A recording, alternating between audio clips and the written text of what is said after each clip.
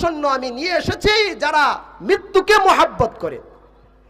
কামা তুহিব্বুনা আনতুমুল হায়াত, এরা মৃত্যুকে এত পরিমাণ মুহাব্বত করে ভালোবাসে যেমনটা তোমরা জীবিত থাকাকে তোমাদের জীবনকে ভালোবাসো। তোমাদের কাছে তোমাদের জীবন যেমন প্রিয়, এদের কাছে আল্লাহর রাস্তায় জীবন উৎসর্গ করাটা এমন বেশি প্রিয়। সুবহানাল্লাহ পড়েন, সুবহানাল্লাহ।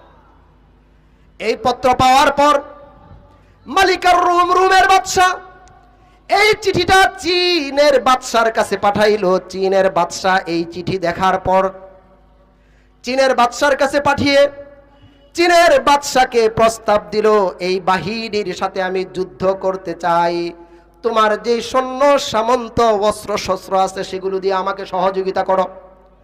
চীনের বাদশা উল্টা পত্র দেখে চিঠি লিখলো, এই মালিকার রুম, রুমের বাদশা, আমি যে পত্র দেখলাম, তাদের যে প্রস্তাব দেখলাম, তোমার জন্য করণীয় আর দায়িত্ব হলো তাদের কাছে হাত রেখে তাদের ধর্ম তুমি গ্রহণ করো,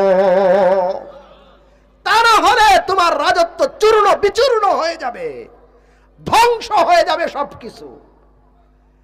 আর শোনো, তোমাকে যদি আমি নিজেও সহযোগিতা করার জন্য অগ্রসর হই, তাহলে তোমার রাজত্বের সাথে সাথে আমার রাজত্ব ধ্বংস হয়ে যাবে।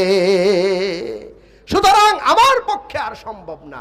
পরবর্তীতে শুধু এই পত্র দেখে পরবর্তীতে মালিকার রুম, রুমের বাদশা মুসলমানদেরকে ফিদিয়া দিয়া আল্লাহর জমিনে বসবাস করছে। সুবহানাল্লাহ, সুবহানাল্লাহ।